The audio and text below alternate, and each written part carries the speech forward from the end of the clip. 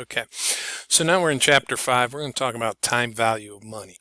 And before we get started, I want to ask you folks a question. I want you to think about this.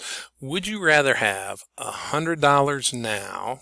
So would you take $100 now or $100 1 year from now?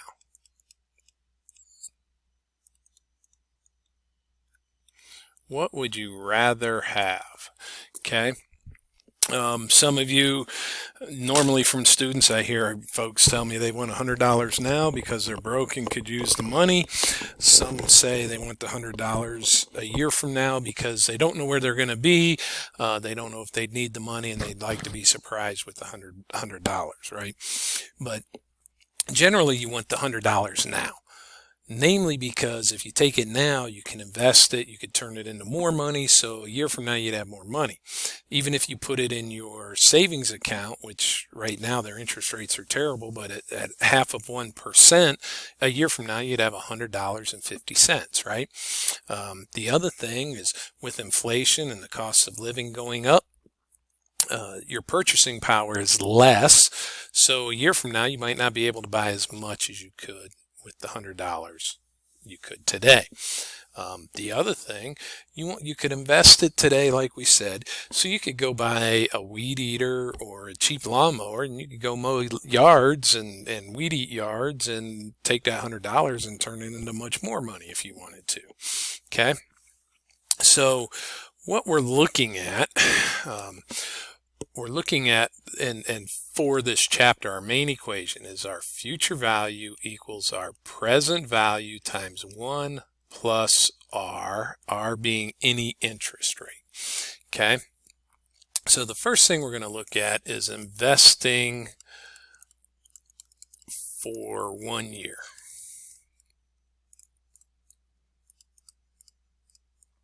Okay, and we're using this equation. So if we invest, let's take our $100 and we're going to invest it at 10% for 1 year. In a year from now, we'd have $110. Okay, that's why you want it now, so you can invest it.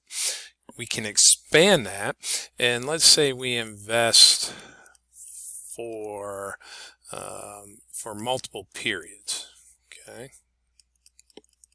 And let's expand that to 2 years. Okay, so we'd have future value equals our present value times 1 plus R for the first year, and then that gets interest for the second year. Okay, so we'd have $100 times 1.10 times 1.10, okay, which would equal $100 times 1.1 squared, which would give us $121. Okay, we could continue this equation and take it further and further out, so we could have future value as present value times 1 plus R times 1 plus R times 1 plus R, and we could just continue that out. Algebraically, that would boil down to the future value is the present value times 1 plus R to the t being any time frame, okay, as many years out as you wanted to go. And we would have this 1 plus R to the t, that part of our equation would be what we call our future value interest factor. All right, so if we wanted to know what our $100 a year or 10 years from now, we could do $100 times 1.10, raise it to the 10th, and we would get $259.37. Okay, now there's an easier way to do this. Quite honestly, I like putting things on timelines, and we'll use our financial calculator, and I mean that's what we have the thing for. Okay, so we're going to put this on our timeline, and so I'm going to put our variables up here. This would be our present value, this is going to be our future value, N is going to be the number of periods that we have out there, and interest rate per year. That's going to be R. Okay, but these are what the variables look like on our calculator, and I'll show that to you in just a second. So we would have 100 here, 10 here, and 10 here, and we would get our future value of 259.37. So let's take a look at our calculator, and let's see here. Put that up on our screen, and we're looking at our variables. So you can see n is 10. That's right here. Whoops, my calculator goes away when I do that. I forgot. Okay. We have our $100 is our present value. We have our interest rate. This is R. This stands for interest per year, and we'll get into more of that in chapter 6. Okay, and that's right here. So we're solving for this. The good thing when you put this on the timeline, and I'm going to draw this out again just so you know. So here's the interest rate. That was 10. My present value is 100. My N is 10. Okay. The good thing is when you do that and you put this out here, you can see the three numbers that I have. The one missing, future value, is obviously what I'm looking for. Okay. So let me just, okay, I needed to make sure I had that set up from last semester. All right, so we're just going to walk across our calculator. I like going just left to right on my calculator. N, number of periods, that's 10, so it's always number first, then the letter, and you see N equals 10, so there's my periods. My interest rate, that's 10 is my interest rate, okay, and $100 is my present value, and what I want to do is compute. CPT stands for compute, so I'm going to compute future value, 259.37. Now notice this is negative. What we're looking for is the absolute value of that. Quite honestly, it just depends on which side of the counter you're on. Okay, if I'm the investment bank and you give me the $100, that's why the present value here is positive when you get it.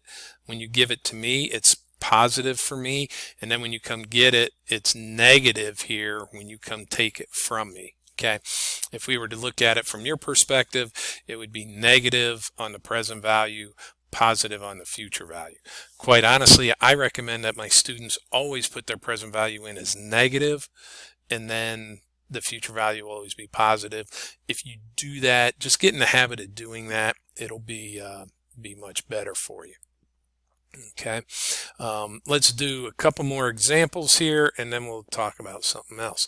I'm going to put these on the interests again on our timeline. So let's say here, this is going to be good. Let's say you sent out 50 invitations, okay, and for high school or college graduation, and those 50 invitations, everybody sent you $50. Okay, let me just do my math here. Make sure I do this right. I don't want to. We don't want to do that much. Let's say people weren't as nice. So say you sent out 50 invitations and people sent you $25. Okay, that's $1,250. And let's say you invested that at 8%. So this is going to be present value. This is going to be my interest rate. And let's say you kept that in there for 40 years. Okay, so 62 or whatever when you get that. All right, that 50 invitations times 25, you can see that's my present value, so I'm going to put that in there. My interest rate is 8, 40 is N, and I'm going to compute my future value. So $27,155.65. Okay. Not too impressive, but it's $27,000 you didn't have before. Okay, let's do one more example here, and then we'll move on to something else. All right, so let's say 8%. Say let's do this is going to be interest. That's times 0. N, let's do N as 20 years.